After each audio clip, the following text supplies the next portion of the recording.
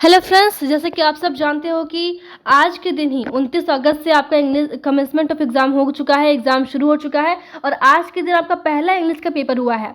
यहाँ आप देख सकते हो VFUGP 2 कॉमन स्किल इंग्लिश का सेट 1 है। ये 2022-26 full marks 25 time 3 hours group A है। All question answer all question, सारे क्वेश्चन का आंसर करना है।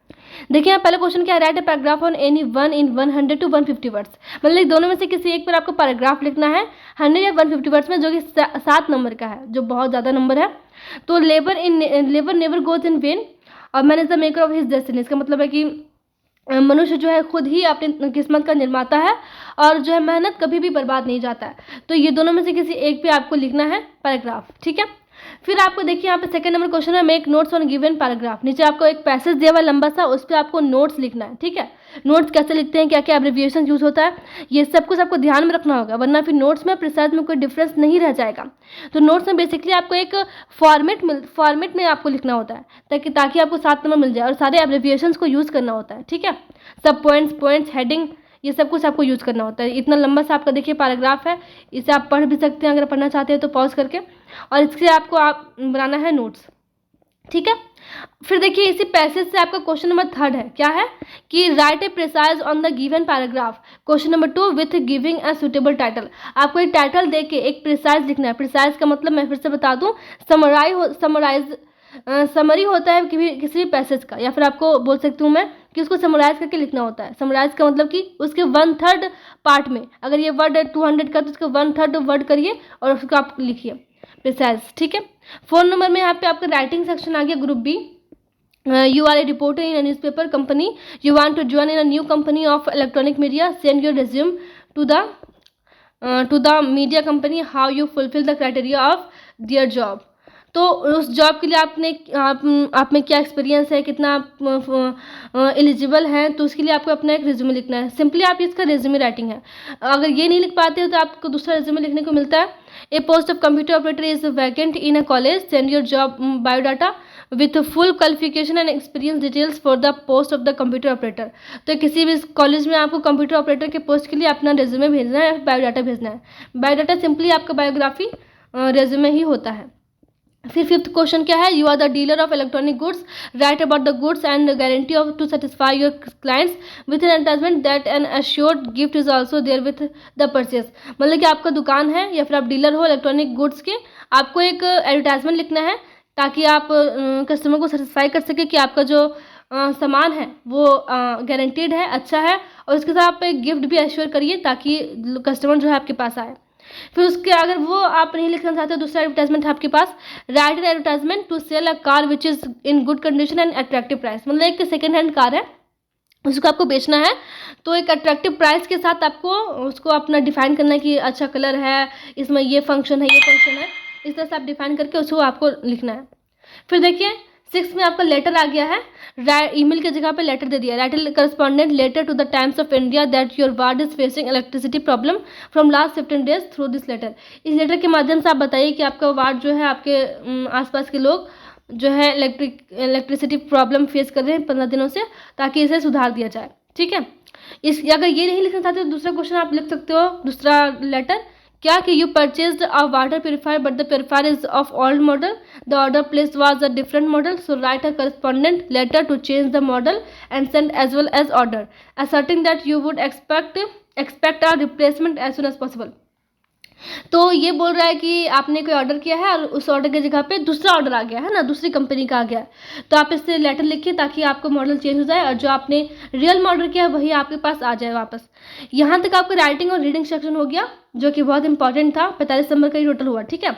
अब यहाँ से आपका ग्रामर शुरू होता है, जो कि 30 नंबर का है और बहुत ही इंपॉर्टेंट है ये। देखिए पहला जो सेक्शन है आपका रिमेडियल ग्रामर, उससे ये क्वेश्चन है 12 नंबर का, और जैसा कि मैंने बताया था सेम टू सेम वहीं से आया है ग्रामर। 30 नंबर अगर कोई मेरा वीडियो देख के गए होंगे तो 30 में से 30 जरूर से बना के ले आए होंगे, वरना 25 तो किसी का ना किसी का तो आ ही जाएगा। तो 30 में से आपका कितना है मुझे कमेंट बताइएगा यहाँ से चेक करके, क्योंकि मैं इसमें आपको आंसर की बताने वाली हूँ, पूरा क्वेश्चन का आंसर बताने वाली हूँ।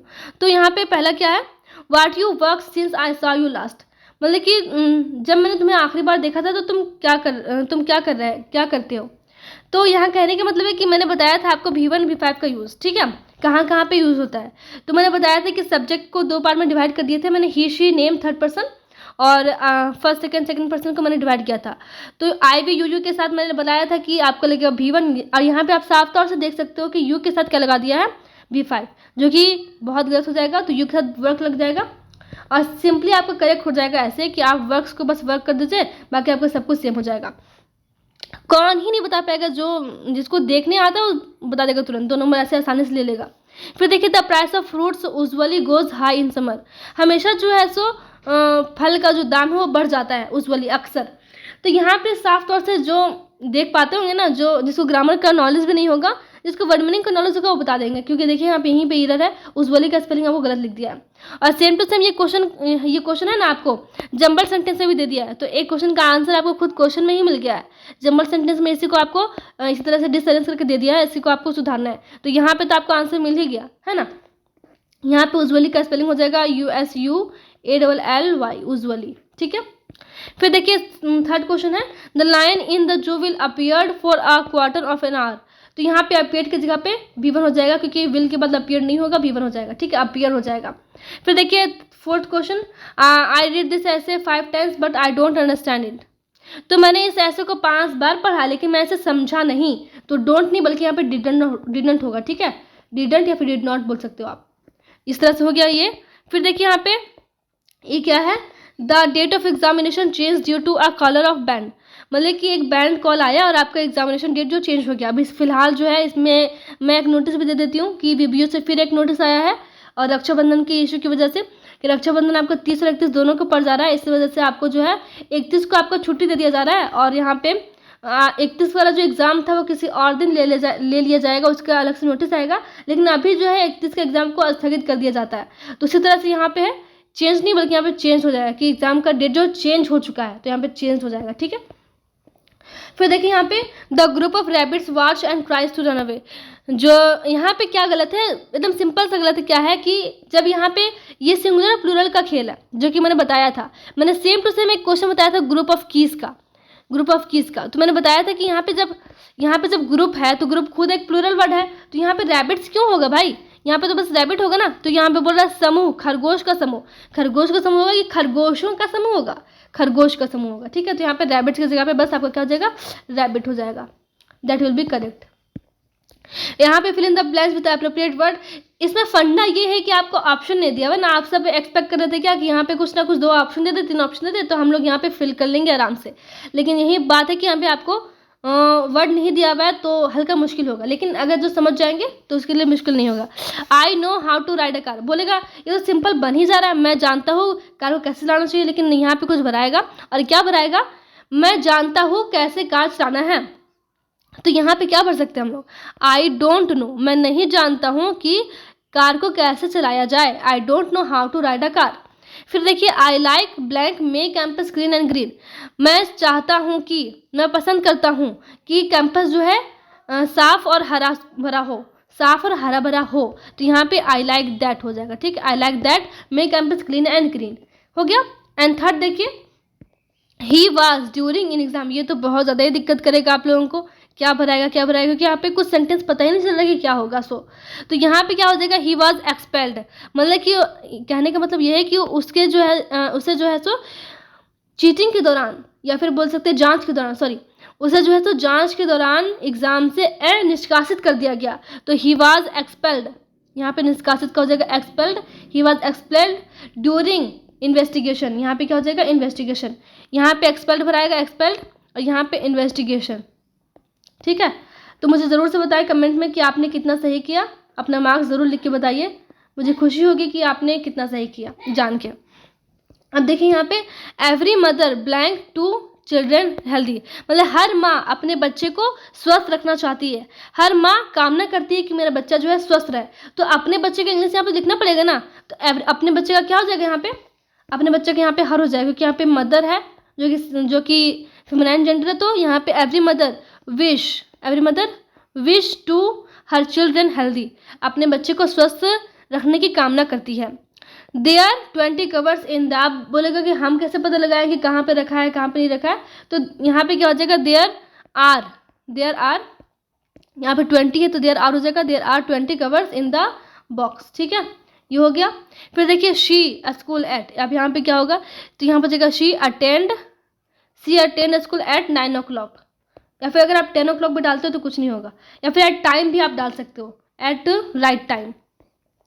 अब यहाँ पे जो जंबल सेंटेंस है ये तो बहुत आसान है, बहुत ज़्यादा ही आसान है। आप देखिए यहाँ पे this story but read could understand not she several times.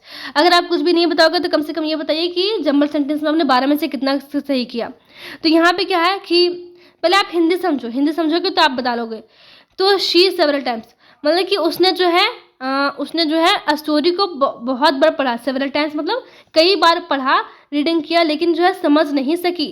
तो she read this story several times, यहाँ पे ये वर्ड हो जाएगा, ये सेकंड हो जाएगा। She read this story several times but could not understand. ठीक है, ऐसे हो जाएगा। फिर देखिए यहाँ पे ये बहुत किसी को परेशान किया होगा, बेबी, वाइल, लुक, मतलब हर वर्ड को ये अलग कर दिया है, इस वजह से थोड़ा मुश्किल हो गया। तो यहाँ पे क्या हो जाएगा, लुक आफ्टर। देखिए लुक आफ्टर एक वर्ड होता है, लुक आफ्टर एक जो है सो वर्ब फॉलोड बाय प्रीपोजिशन है। लुक आफ्टर का मतलब होता है देखभाल करना। ठीक है, देखभाल करना। तो कहने का मतलब क्या है कि बच्चे की देखभाल करो जब तक मैं दूर रहूं, है ना, जब तक मैं दूर हूं। तो लुक आफ्टर ये पहला हो जाएगा, दूसरा लुक आफ्टर, तीसरा, चौथा baby, look after the baby while I am away. ठीक है, ये आपका हो जाएगा इस तरह से, look after the baby while I am away.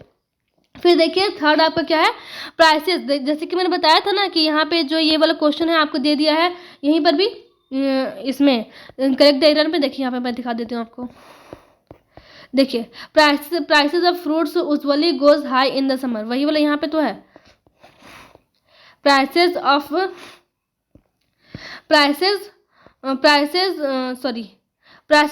Fruits go high in the summer. ठीक है, ऐसा हो जाएगा। मैं नंबरिंग कर देती हूँ, ये फर्स्ट हो जाएगा, ये सेकंड, ये third, prices of fruits 4 5 go high in, sorry यहाँ पे 6 नहीं होगा, go prices of fruit go usually 6, ये हो जाएगा, गो हाई, अरे उल्टा कर दिया मैंने, मैं बता देती हूँ ना simple. Prices of fruits usually go high in the summer. ठीक है, the of is ball fruit A table on their, तो एक कटोरा जो है फल का वो टेबल पे रखा हुआ है, ये कहने का मतलब ना। तो there is a bowl of fruit on a table, there is a bowl of fruit on a table. अब यहाँ पे क्या हो जाएगा, आई हैव एट 12 लंच, मतलब मैंने लंच किया है, आई हैव लंच एट 12:30, मैंने 12:30 बजे लंच किया है। तो I have lunch at 12:30, I have lunch at 12:30, I have lunch at 12:30। ठीक है, ऐसा हो जाएगा। फिर देखिए ये सेम टू सेम, मुझे बहुत खुशी हुई इस क्वेश्चन को देख के, ये सेम टू सेम जैसा कि मैंने आपको एग्जाम कल रात या परसों रात की वीडियो में मैंने बताया था, सेम टू सेम ये डिट्टो वहीं से आ गया है, बिल्कुल वहीं से आया। इस तरह से मैं कह सकती हूँ कि जितना मैंने पढ़ाया उतना आपका ग्रामर में बिल्कुल मैच किया है, सारा कुछ मैच किया, एरर करेक्शन और जंबल वर्ड्स और फिलिंग जो था उसमें हल्का मैंने मॉडल वगैरह बताया था, लेकिन कुछ दूसरा कुछ आया, लेकिन वो भी मैक्सिमम आपका जो है मैच कर ही रहा है। The computer is working on my neighbour, तो मैंने वहाँ पे बताया भी था कि कंप्यूटर तो काम नहीं करेगा ना, कंप्यूटर तो आदमी नहीं जो काम करेगा, तो मेरे पड़ोसी जो थे वो काम कर रहे थे। My neighbour is working on the computer, ये सेम टू सेम आपका आया है उस वाली वीडियो से, जंबल सेंटेंस वाले वीडियो से। आप अगर देखना चाहते हो वहाँ पे आप जाके चेक भी कर सकते हो कि मैं सच बोल रही हूँ फिर झूठ बोल रही हूँ। ठीक है, तो ये टोटल आपका एग्जाम था 25 मार्क्स का। मुझे ज़रूर से बताएं कमेंट में कि कितना आपका आया, और जिसका नेक्स्ट एग्जाम है उनका कुछ अगर ज़रूरी हो तो मुझे कमेंट में बता दें कि क्या आपको प्रॉब्लम हो रहा है, क्या डिफिकल्ट, क्या इशू आ रहा है। और ये उनके लिए भी इंपॉर्टेंट है, ताकि एक दो क्वेश्चन आपको जरूर से मैच करेगा, ग्रामर में तो मैच करेगा ही करेगा, और पैराग्राफ में भी आपका मैच कर सकता है। तो उसे रिवाइज कर ले और पैराग्राफ जरूर से पढ़ लें, पैराग्राफ बना के पढ़ के आप उसे नोट्स और प्रिसाइज बनाने की कोशिश करें, ताकि आपको एग्जाम में दिक्कत ना हो। ठीक है, थैंक यू।